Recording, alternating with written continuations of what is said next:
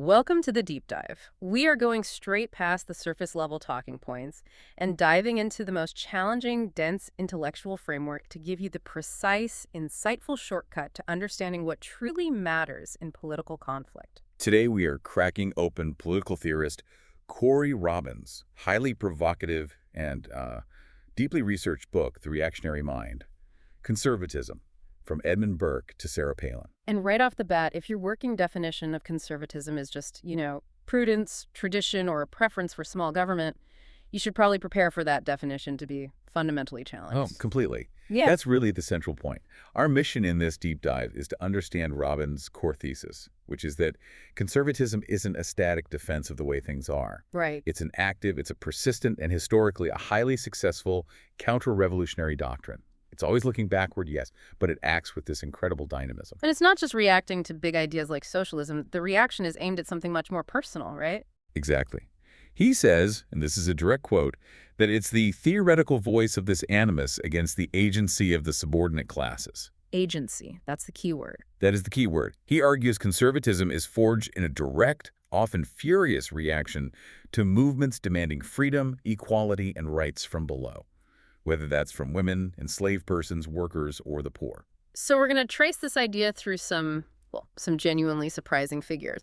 We'll be looking at how Thomas Hobbes completely redefined liberty to serve absolute power. And how antebellum slave owners justify this radical idea of democratic feudalism. We'll also touch on Justice Antonin Scalia's fight to preserve inequality in, of all places, competitive sport. And of course, the warrior ethos of Ayn Rand. And we'll wrap up by looking at this deep, often unacknowledged psychological drive that Robin identifies within conservatism. This desire for conflict and the quest for what he calls the sublime. The goal, as always, is to give you the tools to analyze political arguments, especially when they invoke big concepts like freedom and loss, to get you thinking about what might really be going on underneath. It's a powerful framework. Okay, let's unpack this. So let's start with that central argument, because it really does set his analysis apart from almost everything else. Robin says the true conservative target isn't the policy being proposed, it's the source of the demand.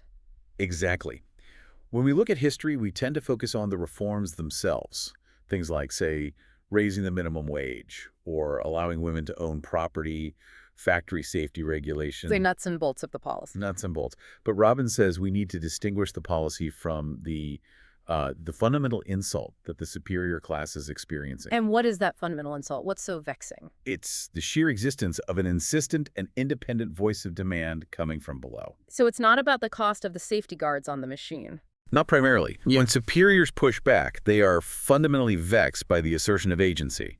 It's the fact that the subject class is becoming an agent, speaking and acting on their own behalf. That's the real threat. Can you give us a really sharp historical example of this, where the issue is just so clearly about agency and not the policy itself? The historical justification for marital rape is, well, it's horrifyingly clear on this point. It was legal in every U.S. state until 1980. Which is shocking to even say out loud. It is. And the legal foundation for it goes all the way back to an English jurist, Matthew Hale, in 1736. What was his argument? He argued that when a woman gets married, she gives an implicit, unretractable consent to her husband, which she cannot retract. So by saying yes once at the altar, she could never say no again, ever. And a judge's job was simply to uphold that structural feature of the contract. Precisely. And you see a similar logic in the 19th century employment world.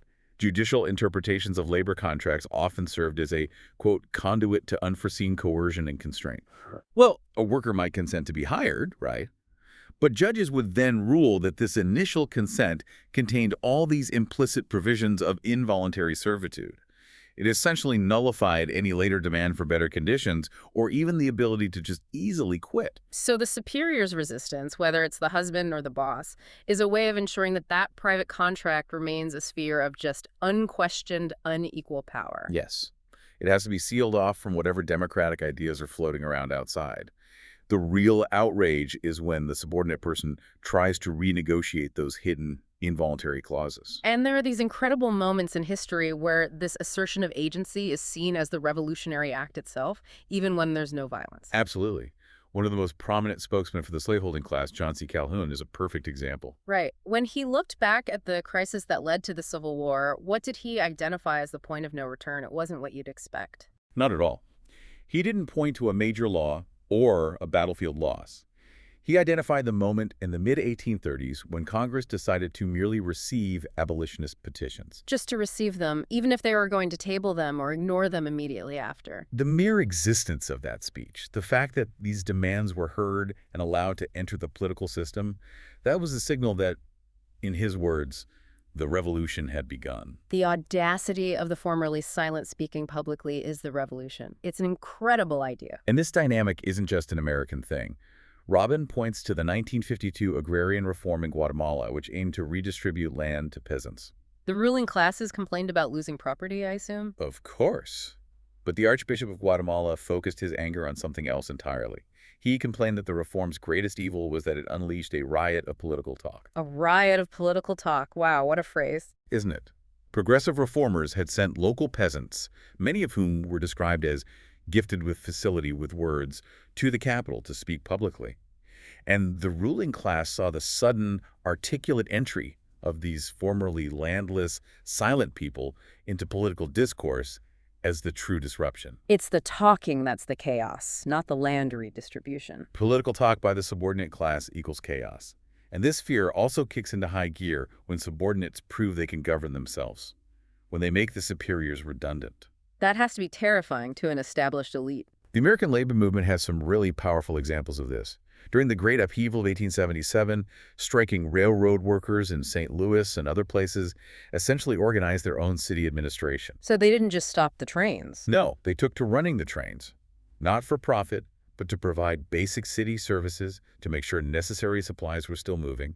They stepped right into the role of management. And the owners must have been horrified. They panicked. They effectively launched a strike of their own. They refused to manage anything, just to prove that the system had to fall apart without their superior direction. Because the strikers were demonstrating that self-governance was possible. Which is the ultimate anti-hierarchical act. And you see this again in the Seattle General Strike of 1919, which, you could argue, took it even further. The workers provided everything from law and order to infant milk supply. They did their job too well. The mayor of Seattle was deeply alarmed. He later called this quiet, orderly action, which had no violence, an attempted revolution. Why? Because it worked. Because it proved that revolution doesn't need violence. He said it puts the government out of operation, and that is all there is to revolt, no matter how achieved. When the workers successfully created order without the boss or the state, they proved the ruling class was unnecessary. That redundancy is the revolution. Which brings us to a crucial point in the argument, the need to maintain these private dominions. Exactly. The public sphere might have to grudgingly adopt democracy, but private spheres, the home, the plantation, the workplace, those must remain domains of unchallenged, unequal power. And the American revolutionaries themselves, the ones fighting for liberty, they immediately panicked when those same principles were applied a little too broadly to their own private worlds. John Adams is the perfect case study here. When his wife, Abigail, famously wrote to him suggesting the new government should remember the ladies and not put such unlimited power into the hands of the husband. He was clearly shaken by that. He didn't just dismiss her. His response sounds genuinely terrified of the cascade effect. It does. His letter back lists all the insubordination already rampant in the colonies. He says children and apprentices were disobedient, Indians slighted their guardians, and Negroes grew insolent to their masters. A whole world turning upside down. And then Abigail's suggestion to democratize the home was the final terrifying piece. It was the realization that the revolution might confound and destroy all distinctions. His core worry was there will be no end of it. If the principle of equality gets inside the front door, every other structure of authority, parent over child, master over servant, employer over worker, it all collapses. And that's why those contracts we talked about earlier, marriage and employment, were so important. They are the legal architecture used to preserve this kind of lord-like position of the superior within their private dominion. So, as the women's rights leader Elizabeth Cady Stanton later said, here is the secret of the opposition to women's equality in the state. Men are not ready to recognize it in the home. That's it, exactly. So if this animus against agency is the core, then Edmund Burke, who's often called the father of modern conservatism, he provides the explicit philosophical defense for why that structure is absolutely necessary for order. Burke is key. Writing in reaction to the French Revolution, he was willing to concede that men have rights. rights to their labor, their inheritance, maybe even a basic education. But there was a line he wouldn't cross. A very bright line. The one right he absolutely refused to concede to all men was a share of power, authority, and direction in the management of the state. And he was very, very clear about who he thought should be excluded from that kind of power. Oh, extremely clear. This is where you get his most cutting lines. He argues that the occupation of a hairdresser or of a working tallow chandler cannot be a matter of honor to any person. And therefore, The state suffers oppression, if such as they, either individually or collectively, are permitted to rule. so he's saying the very nature of their subordinate work makes them fundamentally unfit for political authority. Yes. For Burke, hierarchy is order. It's an axiom. He asserts that when the multitude are not under this discipline of the wiser, the more expert, and the more opulent, society can scarcely be said to be in civil society. So if the multitude gains political agency, it's not just a bad policy choice for him, it's the collapse of society itself. It's the end of civilization. So you see, Burke isn't just defending inherited tradition in a passive way. He's actively arguing that society requires the subordination of specific people for its basic functioning. That's a much more dynamic defense of inequality than just a quiet plea for tradition. It is. It transforms the defense of the powerful into a public good. The master is ruling not for his own sake, but for the sake of the order that everyone, including the subordinate, supposedly depends on. Okay, let's rewind a bit, back to the 17th century and Thomas Hobbes. Robin frames him not just as a political philosopher, but as maybe the first true counter-revolutionary theorist. A brilliant political refugee is how he puts it. Hobbes was working during the English Civil War, a period of just intense revolutionary fervor. He had to flee England in 1640 because his work supported absolute monarchy. But then, ironically, when he came back, he had to flee France because his most famous work, Leviathan, offended the royalists. Right, because they were still clinging to the divine right of kings. He upset everyone. He needed a whole new philosophical justification for absolute power, one that didn't rely on shaky theology, especially now that the people were becoming powerful authors of political change. That was his task, precisely. How do you justify absolute sovereignty while also acknowledging that political power must somehow originate from the people? It's a paradox. So how does he solve that paradox? How do you get power from the people while denying them any ongoing control over it? He creates the Leviathan, the sovereign, through a covenant made by the people. The people are the authors of the sovereign's power. But once that power is created, They become completely passive. They're the audience, not the cast. As Robin puts it, they are actors without roles. Their only job from that point on is obedience. and this is a direct challenge to the emerging Republican ideal of liberty that was gaining ground at the time. A huge challenge.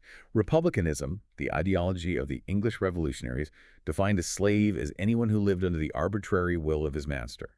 It didn't matter if the master was benevolent. It was the dependence itself that was the problem. The dependence was slavery.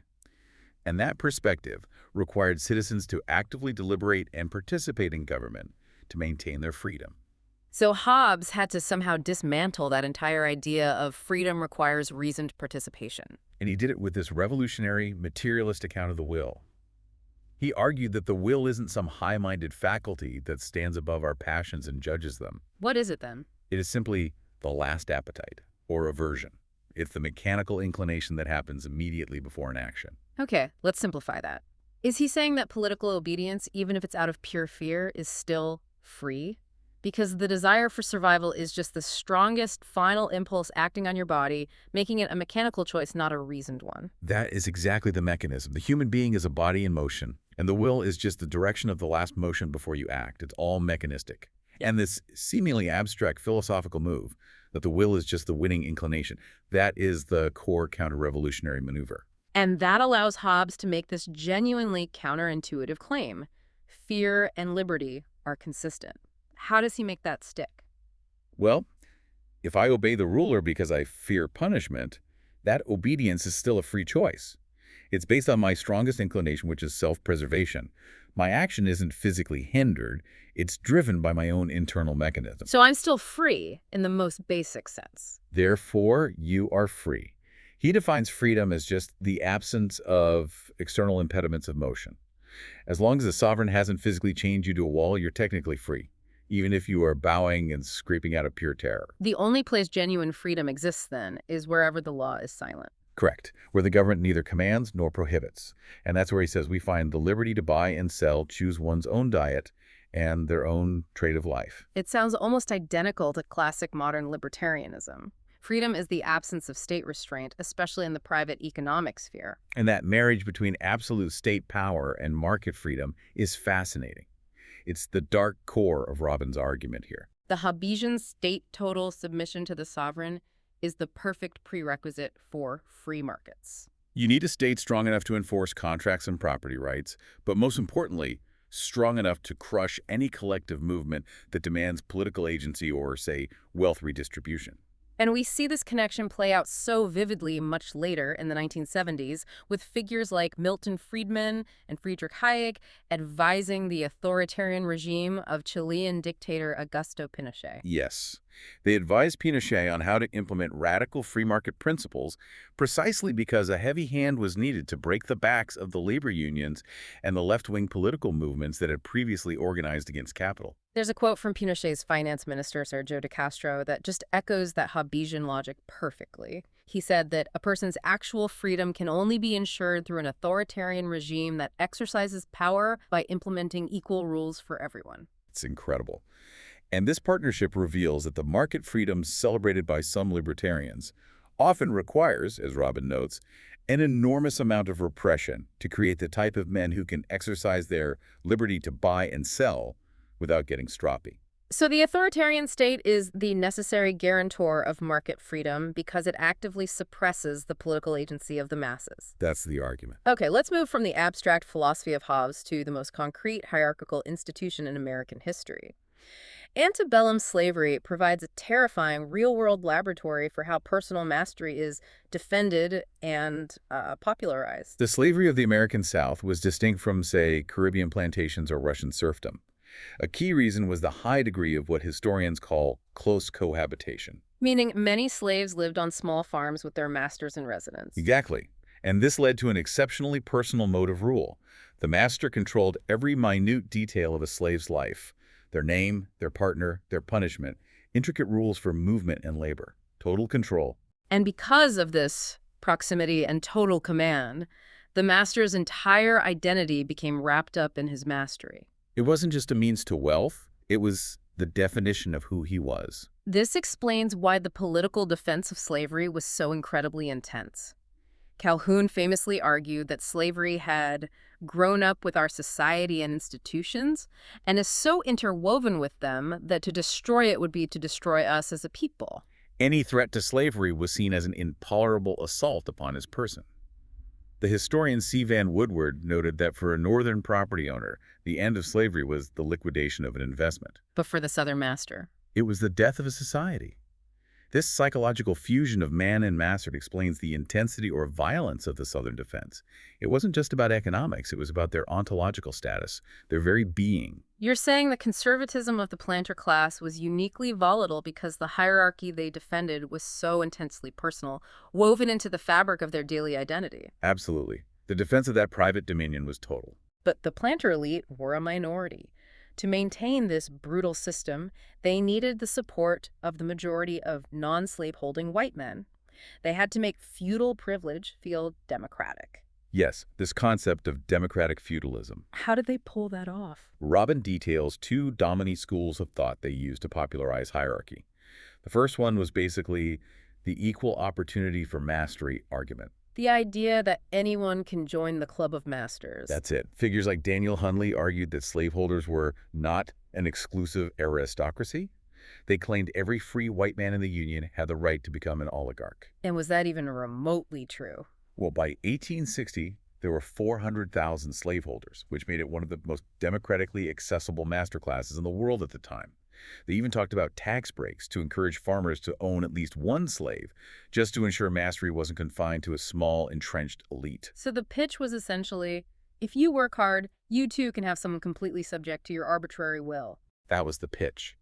But the more influential, and ultimately more successful school of thought, was championed by Calhoun, and it was based on racial aristocracy. This was the definitive counter-revolutionary move to neutralize class conflict among whites. Absolutely. How did Calhoun make that argument? He argued that American slavery was democratic because it eliminated the greatest cause of distinction and separation of the ranks of society among white men. He claimed that society's two great divisions were not rich and poor, But white and black. but white and black, which meant every white man, rich or poor, belonged to the upper class. He was an aristocrat simply by skin color. So this psychological elevation, this universal privilege of whiteness, it harnessed the mass energy of poor whites who might have otherwise revolted against the planter elite. And it directed that energy outward. They became the staunchest defenders of the hierarchy because their entire identity was built on the subordination of the black population. That is the ultimate example of securing hierarchy. You just diffuse the privileges of mastery widely enough to stop any subordinate agency from developing internally among the majority. You make the preservation of inequality the central axis of their identity. A truly powerful strategy. Let's jump now to the 20th century, to a figure who vehemently denied any connection to conservatism, but whose philosophy, according to Robin, just perfectly captures this reactionary valorization of hierarchy. Ayn Rand. Rand styled herself as a completely original thinker. She claimed in 1957 to be the most creative thinker alive and that she stood at the end of no tradition, influenced only by Aristotle. An extraordinary claim. Especially considering the intellectual ferment of that era. She really cultivated this image of the isolated genius fighting against the mob. But her fiction, especially Atlas Shrugged, seems to betray that isolation, doesn't it? I mean, her hero, John Galt, delivers his famous speech to millions over the airwaves. He doesn't just write it in a diary. That's the tension right there. Her goal was the acclamation of the masses, all based on her principle that there are no conflicts of interest among rational men. The idea being that the genius will eventually be recognized and embraced by everyone who thinks clearly. She wants both radical independence and universal recognition. It's a tricky balance. And she claimed to base her entire ethics objectivism, selfishness as a virtue on Aristotle's law of identity, A is A. Why was that philosophical foundation so problematic, even for her libertarian allies? Well, critics, including a leading libertarian philosopher like Robert Nozick, found that leap from a basic law of logic, A is A, to detailed ethical and economic principles to be completely unjustified and illegitimate. Right. You can't derive market principles from the fact that an apple is an apple. Precisely. As Sidney Hook wrote back in 1961, she tried to deduce not only matters of fact from logic, but with this little warrant, ethical rules and economic truths as well. Robin suggests this was really just a high-minded rationalization for a very specific, fiercely held belief in unequal power. And that belief in unequal power is rooted in what Robin calls a vulgar Nietzscheanism, this idea that prioritizes ceaseless struggle over comfort. Rand defines the core value as life. But life itself is characterized as a perpetual, strenuous struggle against death. And this concept of life as struggle provides the moral basis for her elite. Her exceptional men, the innovators, the intellectual giants, they seize power and wealth. They aren't born into it. They have to prove their entitlement through this rigorous struggle. So the capitalist is recast as a warrior. They're not some risk-averse manager in an office. They're industrial generals who wrestle the Earth's resources and control the means of production. They possess power to command, courage, and fortitude, which she defines as a natural monopoly. So she's giving the grubby materialists of the market a heroic aristocratic ethos, an ethos that traditional conservatives often felt only belonged to the nobility or the military. She is. And here is the core reactionary impulse. The capitalist's title to property is defined as a license to dispose of others' labor. The capitalist is, ultimately, a ruler of men, commanding the labor army. The market becomes this perpetual proving ground where superiority is established through painful and humiliating struggles, justifying the permanent stratification of society based on talent. It's a meritocratic defense of aristocracy. It sounds like the system must always be threatening to fail. Otherwise, the hero capitalists can't prove their essential value. Stability is boring. Stability and altruism are death. Only perpetual struggle justifies the right to rule. That need to defend hierarchy moves from philosophical fiction to the U.S. Supreme Court with Justice Antonin Scalia. Robin analyzes Scalia's originalism not as some dry legal technique, but as a highly energized emotional defense of inherent inequality. It's a fascinating take. Scalia is often presented as the quintessential conservative jurist, simply valuing the strict rule of law and the text of the Constitution. But his true motivating force, Robin argues, was a profound desire to resist the spirit of the age. Meaning the modern progressive tendency toward expansive rights and judicial intervention to fix social ills. Exactly. And his rigidity, his strict adherence to the law as originally written, that wasn't a constraint on his idealism. It was his idealism. How does that make sense? Scalia sought out what he called exhilarating impediments and vertiginous barriers against the fix-it mentality, the mission of making everything come out right or fair by modern standards. His insistence on sticking to outdated constitutional texts, even knowing the social consequences, was an act of political purity for him. So he saw being orthodox and pious about the law as the essence of dissidence. He wanted to be the tough traditional outsider who had to endure the scorn of the sophisticated world for standing up to progressive trends. The rigidity made him the exciting outlaw. He wasn't just interpreting the law, he was waging a cultural war from the bench, ensuring that the natural hierarchy he believed in was protected from the forced entry of democracy. And this philosophy played out perfectly in that 2001 Supreme Court case, PGA Tour Inc. v. Casey Martin. Yes, the golfer who suffered from a degenerative circulatory disorder and requested to use a golf cart in professional tournaments under the Americans with Disabilities Act. The PGA refused, saying the cart would fundamentally alter the game. The majority on the court ultimately ruled in Martin's favor. They did, citing in part that Martin was a customer of the PGA, since he paid entry fees, and that walking wasn't an essential element of the competitive game itself. And Scalia was incandescent in his dissent. He was enraged, and his dissent focused so heavily on the majority treating a professional competitor as a mere customer. For Scalia, competitive sport, especially professional golf, is the ideal expression of natural hierarchy. Why golf, specifically? Because, as he detailed in his dissent, competitive sport exists to measure and celebrate unevenly distributed excellence. It is a sphere where inequality is natural, visible, and worshipped. It, quote, celebrates the uneven distribution of God-given gifts. So by requiring an accommodation for Martin's physical condition, the court was demanding that democracy and fairness infiltrate this special preserve of natural aristocracy. The accommodation was, in Scalia's view, a denial of the intrinsic value of natural superiority. It was the court trying to make everything come out right by ignoring a God-given inequality. And his famous, bitter concluding line captured that fear perfectly. The year was 2001 and everybody was finally equal. That is the judicial manifestation of the animus against subordinate agency. If even the physical sphere of competitive excellence has to bend to egalitarian demands, where can the superior class still rule without challenge? Exactly. The legal framework was simply the tool he used to preserve a fundamental spiritual belief in the necessity and even the beauty of the unequal distribution of fortune and ability. Let's shift now to the emotional and rhetorical tools that conservatism uses to mobilize its base. Robin argues that conservatism succeeds brilliantly because it pays fundamentally for the party of the loser, constantly seeking an invigorating struggle. This is a crucial rhetorical distinction he makes. Conservatives don't speak for the genuinely wretched or the chronically dispossessed, those who never had anything to lose. They speak for the contingently dispossessed. Which means those who have recently suffered a social loss, the factory owner who lost the right to hire children, the husband who lost unquestioned authority over his wife. The white person who lost exclusive racial privilege. Precisely. Robin notes that all conservatism begins with loss, and this sense of recent genuine suffering allows conservatives to credibly seek restoration of what was recently owned. It's a strategically brilliant position. It is. They aren't merely asking for handouts. They are, in his words, aggrieved because entitled. So reformers have to convince the disenfranchised that they have rights they never even knew they possessed, which is a very abstract thing. But conservatives are speaking to people who know exactly what they've lost. And that gives them instant energy. It makes them formidable claimants on our allegiance.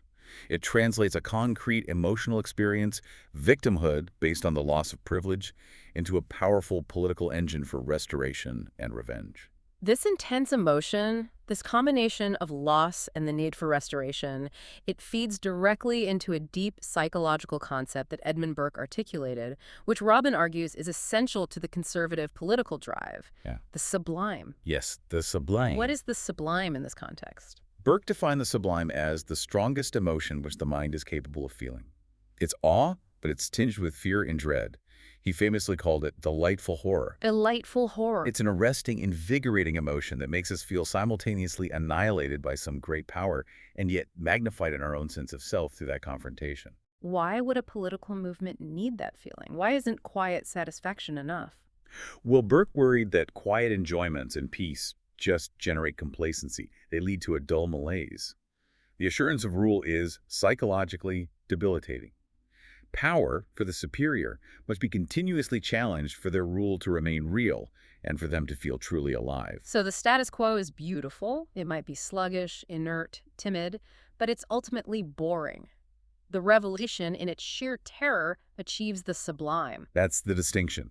The French Revolution, in its dynamic violence, achieved the sublime. It was ugly, it was dynamic, it was strong, and this forced the conservatives, as Burke wrote, to be alarmed into reflection.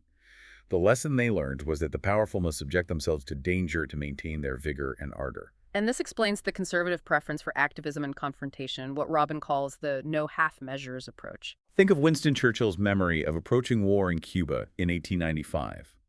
He remembered feeling delicious yet tremulous sensations, and feeling that here was a place where real things were going on. Here I might leave my bones.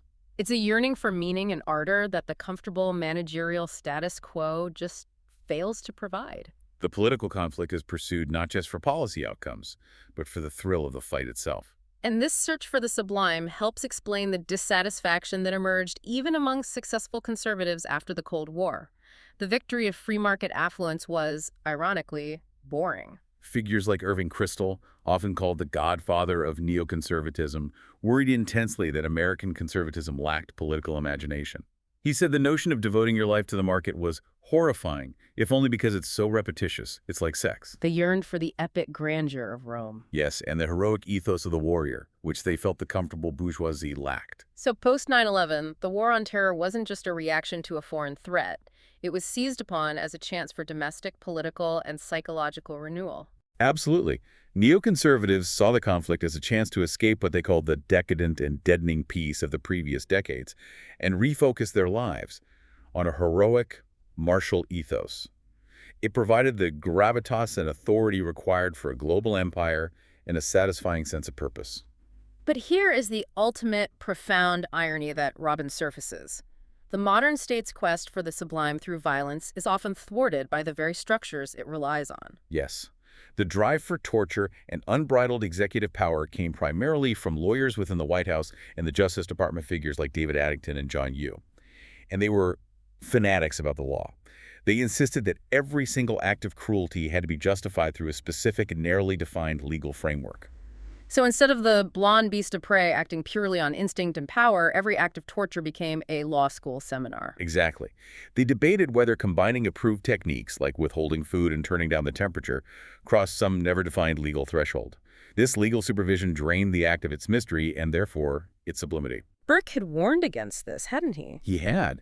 He said that if danger and pain press too nearly, if they become clear realities rather than fantasies, the sublime disappears and becomes simply terrible. Robin concludes that the lawyers, by reducing cruelty to a series of legalistic maneuvers, killed the thrill. A clear idea is therefore another name for a little idea. The ultimate effort to achieve the heroic ethos was neutralized by the bureaucracy required to sustain modern executive power. A deep, deep irony. We've established that conservatism is inherently reactive. Rahman notes this makes it a contingent mode of thought, constantly adapting its tactics, often acting as the left's best students. They possess a tactical virtuosity few can match. They don't rely on some pre-established blueprint.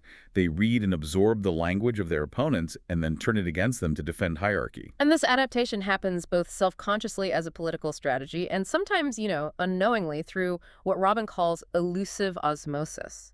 The post-civil rights shift in the Republican Party, the Southern strategy, is the textbook example of this tactical virtuosity. Overt racial appeals were delegitimized after the 1960s. H.R. Haldeman, Nixon's chief of staff, famously noted that Nixon emphasized that you have to face the fact that the whole problem is really the blacks. The key is to devise a system that recognizes this while not appearing to. And Lee Atwater, the master Republican strategist of that era, laid out the evolution of this coded language so clearly in 1981. He explained that in the 1950s, you could say nigger. But by 1968, you can't. So you shift to forced busing, states' rights, you're getting more abstract. And the final shift is complete abstraction, moving entirely to economic policy. Right. You shift, again, to talking purely about cutting taxes, knowing the economic effect is that blacks get hurt worse than whites. The argument is now focused on fiscal prudence, a neutral concept, even though the intent and the effect are to maintain the racial hierarchy. And this is where Robin introduces that fascinating idea of elusive osmosis. Atwater suggested that because the language had become so abstract, talking about taxes instead of racism, the disguise itself might eventually transform the intention. The abstract language eventually dictates the terms of thought, even for the political strategists themselves. It's a chilling point about the power of abstraction in politics. The original reactionary animus is still there, but it's fought under an entirely new, sanitized linguistic banner. You see this replicated everywhere now, like when conservative commentators advise students to use the left's language of intellectual diversity, hostile learning environment, and underrepresented viewpoints to attack liberal academia. They're using the master's tools. And the strategic absorption of the opponent's language was applied perfectly against the women's movement to defend that private domain, the democratic feudalism of the home. Phyllis Schlafly, in her fight against the Equal Rights Amendment, is the case study. She was initially unconcerned until feminism started touching the intensely personal relations between the sexes. And then she led the counterrevolution by framing her opposition not as anti-equality, but as a defense of women's existing rights. She argued the ERA was a takeaway of women's rights. Specifically, it would take away the right of the wife in an ongoing marriage, the wife in the home. She weaponized the liberal language of entitlement rights. Absolutely. Uh-huh. She claimed the wife had the right to be supported by her husband, even if she was economically capable of working. By framing the husband as a kind of private welfare state, the lord who provides protection, she successfully reinforced the traditional dependence of the wife upon the master of the private dominion. That's the ultimate tactical virtuosity, taking the left's most powerful tool, rights talk, and using it to build a higher fence around traditional hierarchies. It's an incredible maneuver. So let's bring it all together. This deep dive into Robin's The Reactionary Mind shows that conservatism is not simply a quiet defense of the old ways. Not at all. It is a dynamic, highly activist political doctrine, constantly attempting its rhetoric and redefining core concepts like liberty and rights, all in service of one thing: countering the political agency of subordinate groups. From Hobbes redefining freedom as mere mechanistic submission, to antebellum masters establishing a racial aristocracy, to Scalia defending competitive sports as the sacred celebration of unequal God-given gifts. The animating core is the resistance to being judged, challenged, or made redundant by those below you. It is a political impulse driven as much by the material protection of privilege as by a psychological need for invigorating conflict, that quest for the sublime, which prefers political ardor and struggle over the perceived boring decadence of peaceful affluence. Which leads us to Robin's final provocative thought. He suggests that conservatism's greatest weakness might just be its overwhelming success. How so? Because it's defined by reaction. It thrives on being alarmed into reflection by a strong left.